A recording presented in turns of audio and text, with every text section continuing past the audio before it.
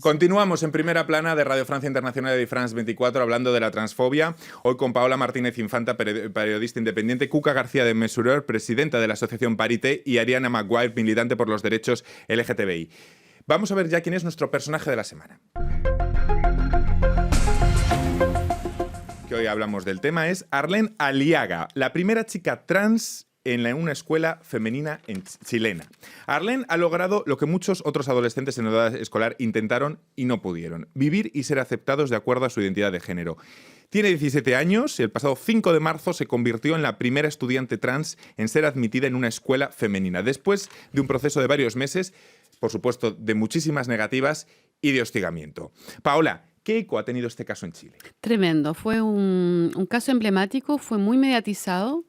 Y sobre todo hay que celebrar su iniciativa, porque justamente, como yo decía, la ley en Chile todavía no está vigente. Entonces ella se dice, de hecho hace una frase muy bonita: cómo una cosa de plástico, una carta de plástico puede determinar tu identidad, que es el famoso carnet de identidad que le llamamos en Chile, ¿no? Entonces, ¿qué fue lo que hizo ella junto a su familia? Hay que saber que también es muy importante el apoyo que tienes de la familia. Con sus padres hicieron un recorrido realmente de combativo, digamos, para poder optar a esta educación no sesgada, y tomó una cita con la ministra de Educación el 28 de febrero, porque en todos lados le habían negado el acceso a la educación, o sea, a un liceo donde estuviera solamente con niñas, porque anteriormente se era discriminada, insultada, tratada de todos los nombres, tenía que estar obligada de llevar el uniforme masculino, porque en Chile hay que saber que existe el uniforme, o sea, por género, digamos, uniforme jumper para las niñas y pantalón y chaqueta para los niños, y ella estaba obligada a llevar ese uniforme también. Entonces era sujeto de mucha discriminación. Y cuando entra al liceo número 1, que además es un liceo emblemático en Chile, que es el Liceo de Niña, el que es una excelencia académica y todo lo que quiere, y un liceo también que es muy combativa, porque luchó en primera plana durante años por el derecho a la educación en Chile también. Entonces es un caso emblemático, fue muy mediatizado. A mí, de una manera, debo decirlo, me molestó el hecho de que sea tratado como un fenómeno aparte.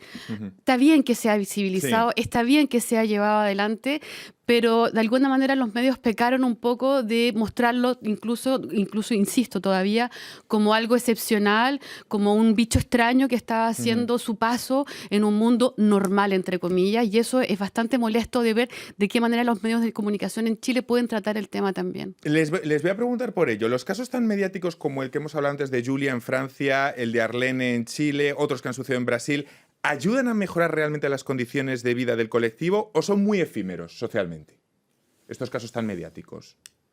Ayudan, Sí, ayudan, dan mucha visibilidad a la población, y hay mucha gente que puede comprender la situación de las personas trans en la vida cotidiana. Tenemos el caso también de la hondureña Roxana Hernández, muerta mientras se encontraba detenida por las autoridades migratorias estadounidenses, que puso el foco sobre esas personas que escapan de sus países para huir del estigma, algo que conoce muy bien Ariana y que afecta especialmente a las regiones de Centroamérica. ¿Cómo es esa realidad de la gente que escapa, que emigra de ese estigma? Mira, quisiera comentarte el caso particular de Nicaragua. Como saben, sí, estamos atravesando una crisis política por el terrorismo de Estado y crímenes de lesa humanidad impulsados por la dictadura de Daniel Ortega y Rosario Murillo. Y en este caso la comunidad LGBTI ha dado la batalla junto al movimiento feminista, junto al movimiento campesino, junto al movimiento estudiantil. Se posicionó en la vanguardia de la resistencia social, y fue precisamente por este nivel, digamos, de ataque a los líderes sociales y a los líderes representativos de cada sector que el gobierno ha impulsado una política de cacería selectiva. Y en este caso tenemos 3 compañeras trans, que son Victoria Obando, Quilla López y Carolina Gutiérrez, que hoy son presas políticas de la dictadura Ortega Murillo y están, como comentaba nuestra compañera Cuca anteriormente, en una jaula, en una celda. Y como en Nicaragua no hay ley de identidad de género, no se reconoce a estas mujeres como mujeres trans, y están hoy encerradas en cárceles para hombres, sufriendo humillaciones, sufriendo vejaciones, sufriendo incluso abusos físicos y psicológicos precisamente por su condición de mujeres trans en un entorno masculino, en un ambiente machista, en un ambiente que no tiene ninguna preparación para tratar los temas de género. Entonces no es extraño, digamos, que en los contextos de violencia, principalmente en América Latina y principalmente en el contexto centroamericano, que es una cultura bien conservadora, bien heteropatriarcal, las mujeres trans y las identidades no binarias estén buscando una salida alternativa, buscando mejores espacios, buscando mejores condiciones de vida. Y la migración en América Latina no se debe solamente a problemáticas relacionadas a lo económico o al acceso para encontrar trabajo, sino también al respeto mismo de los derechos humanos y a la búsqueda de la autonomía y la libertad personal de cada quien. Entonces no son casos aislados, es una problemática cada vez más común y por suerte cada vez también hay mucho más acceso a debate y a generar mayores condiciones desde los movimientos sociales que surgen con fuerza, incluso también desde la comunidad LGBT. Ya ven que vamos saltando de un país a otro, pero siempre lo que pretendemos es trazar la mayor radiografía posible de un tema, en este caso es de la comunidad trans. Un caso que me parece muy paradigmático, el caso de Brasil, sobre todo con la llegada de Bolsonaro al poder, un país que había avanzado mucho en los últimos años y que a pesar de la fuerza de la Iglesia evangelista, teníamos a 53 personas transexuales candidatas a puestos estatales en las últimas elecciones y al mismo tiempo el país del mundo donde más asesinatos hay. El año pasado fueron 167 asesinatos. Es muy paradójico esta visibilidad política y al mismo tiempo este nivel de asesinatos. Pero yo creo que, bueno, Brasil es un caso particular, es un enorme país, hay millones y millones de personas y efectivamente con Bolsonaro lo que pasa es que hay un país que es esquizofrénico también, ¿eh?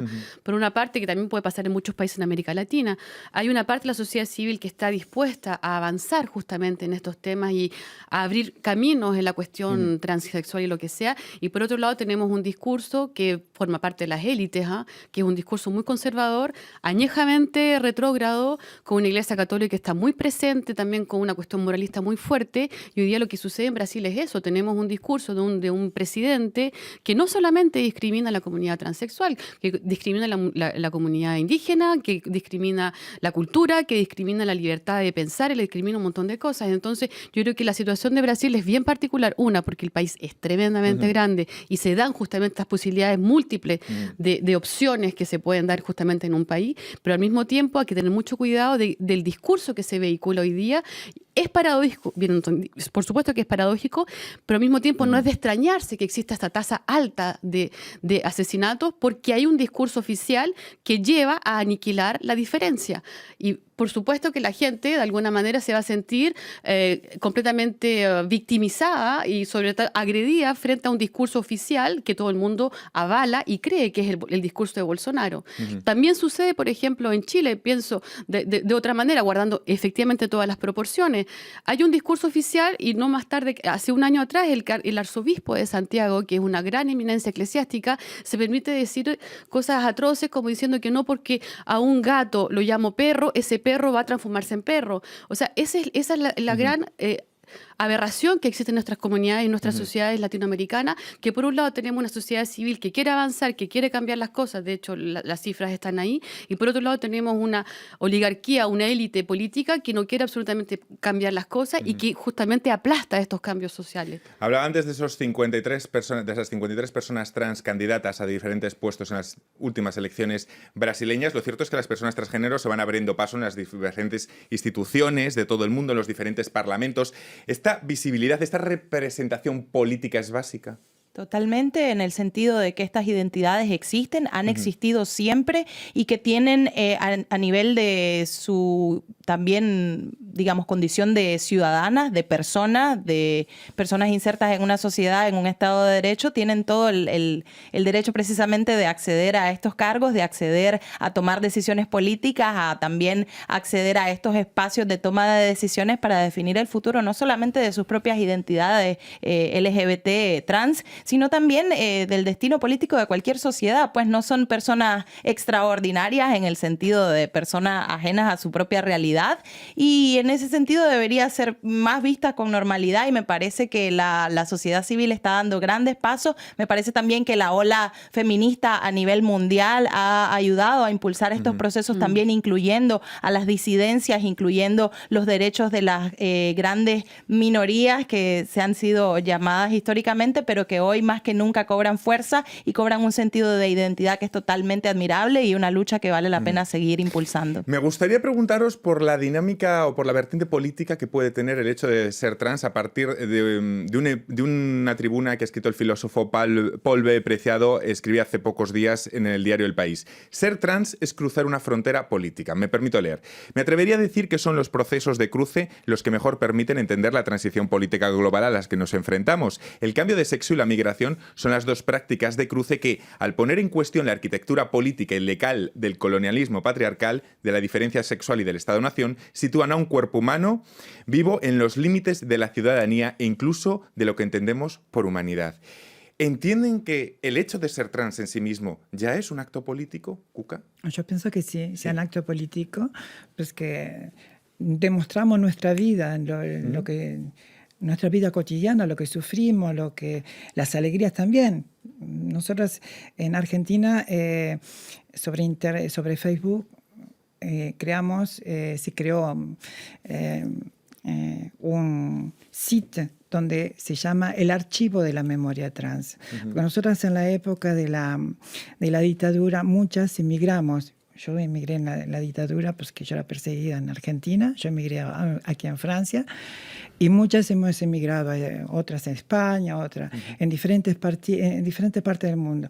Las que menos podían tener la posibilidad emigraban al Uruguay. Y desde ahí comenzamos a decir, cuando Pia Butraco dijo, sería bueno de crear un rezo para nosotras y encontrarnos, porque los encuentros nuestros como personas trans era en la comisaría cuando íbamos presa y en un cementerio o en un velatorio. No teníamos otro lugar donde nos podíamos encontrar. Ese era el único lugar para nosotras, encontrarnos, hablar y decirnos las cosas. Eran alegrías y eran tristezas a la misma vez, pero era lo único que teníamos. Entonces, como muchas viajamos, muchas nos fuimos, pensábamos, ¿estará viva? ¿Habrá muerto? ¿Dónde está? ¿Qué le pasó? Entonces se creó el Archivo de la Memoria Trans, donde entraron varias y ahora somos 2.800 personas trans que escribimos y hacemos, y se hizo también porque queremos tener llegar con la verdad y tener después la justicia a todo lo que nos pasaba. Entonces cada una cuenta las historias. Para engrosar el archivo. Para engrosar el archivo. Me quedan muy poquitos segundos. Una sola frase, sujeto, verbo y predicado. ¿Acto político el ser trans? Yo estoy no tan de acuerdo con el tema. Yo pienso que la identidad primero no se elige, no es una elección, estamos de acuerdo, es una cosa que se vive. Sin embargo, siento que sí lo político se necesita de lo político para poder existir. Y de hecho la prueba está con las leyes que están puestas en marcha hoy día, con ese marco legal que permite justamente una visibilidad. Y al fin y al cabo la revolución feminista puede jugar un papel acelerador de y lo esa que dices tú social. es una manera también de levantar la voz, y hoy día efectivamente la voz se levanta en política y es una manera también de hacer avanzar y mover las líneas al respecto. ¿Okay? Lo que sí necesita lo político, pero no es un acto político. Pues aquí termino porque no tengo tiempo para más. Muchísimas gracias a las tres. Ha sido un placer tenerles hoy con nosotros en Primera Plana, y a todos ustedes hasta la próxima semana. Muchísimas gracias.